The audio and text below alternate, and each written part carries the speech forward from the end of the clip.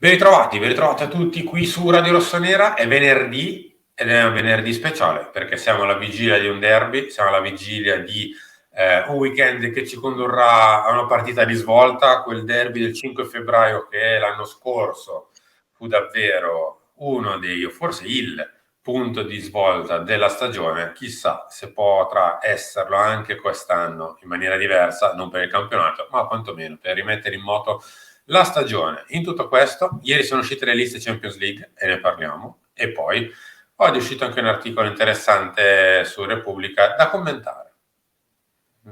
Poi ne parliamo in fondo. Enrico Boiani, ciao! Ciao, buongiorno a tutti. Ci si avvicina al derby. Cala un po' la tensione. Come cambiano le cose nel corso di così poco tempo, oserei dire, no? Anche se un anno non è poco, però l'anno scorso il derby cambiò le sorti della stagione. Era un Milan al secondo posto, -7. Sappiamo tutti come andò, insomma, la doppietta di Giroud che invertì la tendenza e l'inerzia del campionato scorso. Quest'anno è un derby diverso, diciamo, per entrambe, perché anche l'Inter ha vissuto non un periodo facilissimo, si sta un pochino riprendendo, sicuramente arriva al derby meglio del Milan, che invece sembrava poter continuare come la scorsa stagione o comunque rimanere una forza di questo campionato, e invece ha avuto questo crollo verticale che l'ha portata a essere addirittura sotto in classifica rispetto all'Inter, rispetto alla Lazio, insomma, eccetera, eccetera, eccetera. Quindi è un derby diverso, è un derby atipico, oserei dire, perché non è né il momento, ricordiamo, no? Tanti derby passati nelle scorse stagioni in cui Milan e Inter erano di fatto staccate e isolate rispetto a chi invece dominava il campionato, la Roma, la Juve e il Napoli, ma non è nemmeno il derby dell'anno scorso in cui l'Inter e il Milan nel derby si giocavano il campionato. È un derby di alta classifica con due squadre che sono un pochino in difficoltà, chi più come il Milan in questo momento, chi meno come l'Inter che sembra avere un pochino ritrovato la Trebisonda. Come avrete visto, mentre Henry raccontava del momento del Milan, che sicuramente non è dei più rosei, ma c'è un derby da giocare per davvero, non da subire, da giocare. E c'è un'ipotesi, Vranks, tra poco ne parliamo. Ieri però lista Champions e stamattina Investcorp, quindi due argomenti non proprio relativamente di campo, con una dichiarazione abbastanza forte. Dopo andiamo a riprendere. Harry, io partirei da qui, dal derby. Sì. È un'ipotesi Vranks che sale, per il resto non ci dovrebbero essere grandi novità, anche se un ballottaggio aperto me lo tengo ancora lì sulla destra, non tanto con Messias, che dei tre papabili, non ho detto 4, ahimè, perché De Ketelaere in questo momento non è nei ballottaggi. Ho detto 3. Messias però è quello che parte più indietro rispetto a Diaz e Salmacher. Vabbè, ci può stare comunque, direi, ci può benissimo stare. Questa è la Gazzetta dello Sport di oggi, derby per supereroi. Sì, va un po' di moda, no? Questa cosa dei supereroi con i giocatori, lo abbiamo visto anche in altri contesti, in altre situazioni, anche nei videogiochi ultimamente. Accomunarli è cosa, insomma, che è piuttosto di tendenza. Vranks eventualmente credo e suppongo al posto di Pobega, giusto? Per Pobega, sì. Vabbè, sarebbe comunque un centrocampo con Krunic, Tonali e Vranks. Non è il centrocampo titolare perché manca Bennassere, lo sappiamo. Il Milan qualche indisponibile, Maignan a parte, perché ormai mi sono abbastanza rassegnato. Sì. È comunque un Milan che fa meno di due uomini importanti. In questo senso la presenza di Vranks può dare un po' di freschezza, no? Può essere qualcosa di nuovo e quindi vediamo. Staremo a vedere se dovesse giocare lui. Sicuramente sarebbe da vedere. Mi permetto di dire una cosa. Sì. Può diventare e può essere una sorta di svolta della serie, che tu butti dentro Vranks, dopo, ci ricordiamo Vranks l'ultima volta, con la partita con la Roma in cui non fece neanche malissimo, però gli fu, diciamo, additato nel post gara quel fallo nefasto su Dybala, e non da noi, da qualcun altro. Neanche la stampa. Esatto, neanche la stampa, da qualcuno che lo metterà forse in campo nel derby, da qualcuno che ci giocherà insieme sulla fascia di destra, e quindi può essere o la svolta, magari il centrocampo 3 con Vranks, Tonali e un altro può essere la chiave da qui alla fine della stagione, oppure rischia veramente di essere l'ennesima, come dire, l'ennesimo momento in cui un giocatore viene buttato dentro pronti via, in una situazione, tra l'altro, non è che viene buttato dentro in Monza Milan, ma in Inter Milan, e può anche diventare un rischio. Aggiungiamoci che Vranks non è a titolo definitivo, ma in prestito con diritto per una cifra comunque non banale, se non sbaglio sono 12-13 milioni, insomma è un rischio. Può pagare e svoltarti, per quanto mi riguarda, oppure può, come dire, mandarti un po' più giù. Adesso, io voglio bene a Tommaso Pobega, andrebbe a prendere il posto non di Clarence Seedorf. Cioè. No, esatto. Okay. Certo. Io parlo per il ragazzo proprio. Vabbè, per il ragazzo sì, assolutamente sì. Questa è la pagina interna di Gazzetta, una delle... ho preso questa giusto perché ci sono un po' di supereroi vari, ce n'è un'altra dove ce ne sono altri supereroi, tanto per dire Teo è Flash, Tonali è Conan il Barbaro, così, però Spirito Libero è leader naturale, ok, e Ibra è Capitano America, forse per il fatto che ha un'età importante. Pensavo perché veniva dai Galaxy. Ma è anche vero, Capitano America, perché ha giocato in America. No, in realtà per Gazzetta è perché, pur restando fuori, col carisma ispira. Bene. È stato fuori, sai da che cosa anche Henry? Dalla Champions League. Sì, eccoli qua. Questi sono i nostri giocatori abili per giocare dagli ottavi in poi. La Champions League sono gli stessi identici che hanno giocato la fase gironi, tranne due. Ovvero è uscito Serginho Dest, è entrato Malik Thiaw. Sì. Non Ballo Touré. Come te lo spieghi? Ma me lo spiego per il semplice fatto che i nostri difensori, comunque, abbiamo detto più volte, no? Sia Kalulu che Calabria possono anche giocare a sinistra, eventualmente. Anche lo stesso Dest. Cioè, faccio un po' l'avvocato del diavolo. Aspetta, sul ruolo dei terzini, tra virgolette, sei coperto, perché hai Teo Hernandez e appunto Ballo Touré a sinistra e hai Calabria, eventualmente Kalulu a destra. Quindi più o meno coperto sei. Dietro, con l'infortunio di Tomori, che comunque punta il Tottenham, ma non è detto che ci sia contro il Tottenham, viste le condizioni di Kier, che è vero, è tornato, però sappiamo bene che da quando è tornato fatica tanto.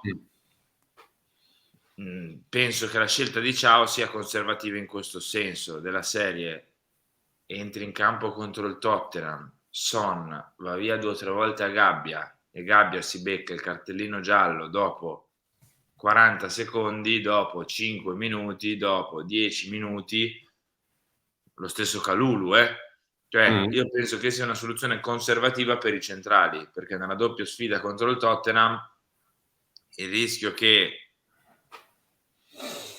devi contenere, devi inserire un difensore in più, magari se devi difendere il risultato sulle palle alte e quant'altro, c'è. La vedo una scelta in questo senso qui. Si poteva, come dici tu, togliere Ballo Touré, rispetto ad est, non lo so. Ti dico, faccio un pizzico di avvocato del diavolo per un 30 secondi, poi andiamo a chiudere su Investcorp. Valutore può fare un ruolo soltanto, alla fine, l'esterno basso di sinistra nel nostro sistema di gioco. Destra ne può fare uno, sicuramente, l'esterno basso di destra, un po', abbiamo visto, esterno basso di sinistra, e un pizzico pure esterno alto di destra. Sì. Il perché preferire un specialista come Ballo Touré di un ruolo soltanto rispetto a uno che poteva girare un po' di più, non so. Forse perché si reputa che Kalulu possa essere meglio di Dest come backup di Calabria e quindi nel caso Ciao fa il backup di Kalulu, però sono due spostamenti per coprire un ruolo. Cioè sposti Kalulu, metti Branks, metti Ciao.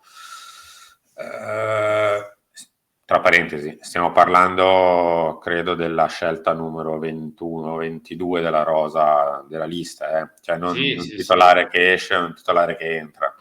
Però, insomma, questo è stato l'unico cambio. Non vedete Zlatan Ibrahimovic? Non c'è, e questo fa un po' anche riflettere sul suo rientro in campo. Corriere della Sera aveva ipotizzato Milan-Torino di venerdì, cioè tra esattamente una settimana, pronto per essere convocato.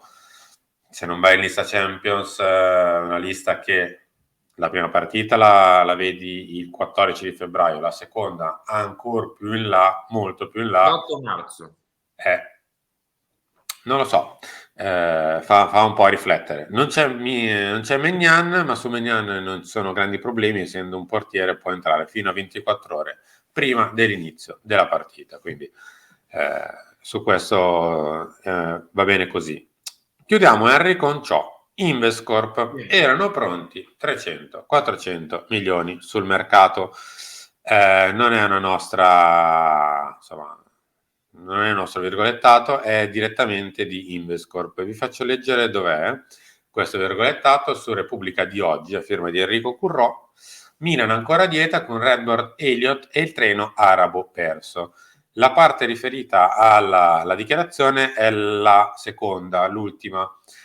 Repubblica ha interpellato Carmine Villani, scrive Enrico Currò, finanziere italoamericano e AD di MFO. Non posso entrare nei dettagli, ma posso confermare che la nostra cordata si era impegnata ad acquisire tutte le quote di maggioranza del Milan, sia a garantire il successivo investimento sul mercato di 300-400 milioni, per riportare subito la squadra a livello più alto d'Europa con la sua storia, come la sua storia merita.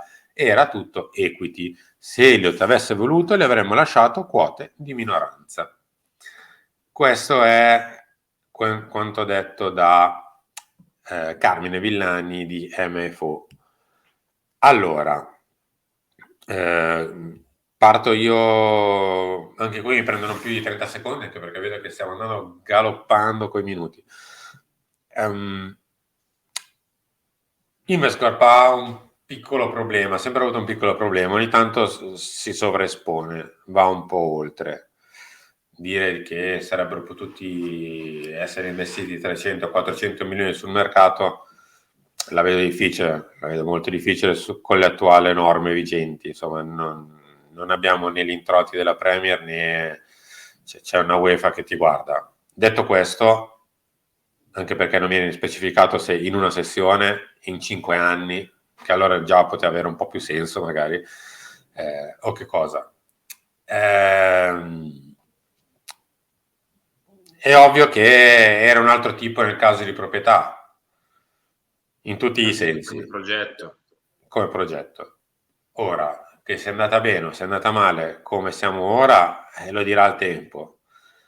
Fatto sta che Investcorp fu preferita, Redbird fu preferita a Investcorp non più di 7-8 mesi fa, e da lì, insomma, è cambiato un po' quello che è la nostra storia recente. Nel bene o nel male lo vediamo, credo, dal prossimo mercato in poi, o comunque dai prossimi mesi in poi, quando tra pochi mesi inizia a festeggiare quantomeno il primo mercato condiviso, passato un anno, e poi da settembre sarà già il primo anno intero di nuova proprietà. Sì, ma guarda, io credo che ormai le cose siano andate così, cioè è inutile guardarsi dietro. Ognuno può avere la sua idea, la sua opinione su come siano andate le cose, su cosa fosse meglio o peggio, posto che non potremo mai saperlo, no? È ovvio che le cose con Redbird vanno in un certo modo, con Invescore potevano andare meglio, ma potevano anche andare peggio, cioè nel senso non si sa.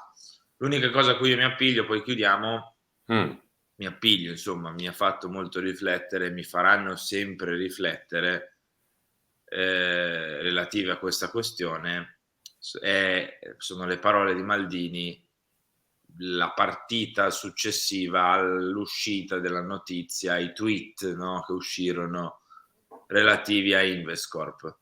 Credo che una dichiarazione così esposta, anche lì, così, come dire, colorita anche, di Maldini, che è uno che a livello di dichiarazioni rimane sempre preciso, dritto, ma comunque piuttosto neutro, dire e uscirsene con la squadra ha preso la notizia con entusiasmo e curiosità relativamente a una possibile acquisizione da parte di Investcorp.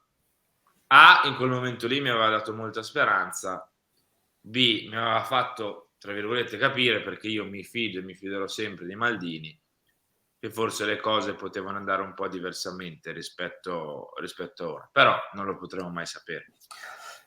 Siamo arrivati in chiusura. Il mio augurio è uno solo e soltanto: c'è un derby tra 48 ore o poco più.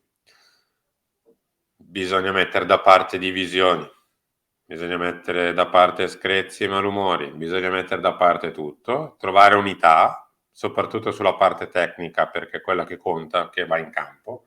Poi per tutto il resto c'è sempre tempo, come abbiamo dimostrato anche l'anno scorso, dove insomma non è che erano tutte rose e fiori per il resto, ma se la parte di campo va d'accordo, si riesce ad andare avanti. L'importante è che vadano d'accordo le parti tecniche, mettersi d'accordo le parti tecniche. Enrico Boiani, ciao. Ciao a tutti, mi raccomando lasciate like, commentate qua sotto sulle liste, su il derby naturalmente e su Investcorp, ci vediamo alla prossima. Grazie a tutti, ci ritorniamo tra pochi minuti con Chiama Milan, 13 lance, 16 pelle rossonera, è venerdì, quindi c'è Carlo Pellegatti. Ciao a tutti.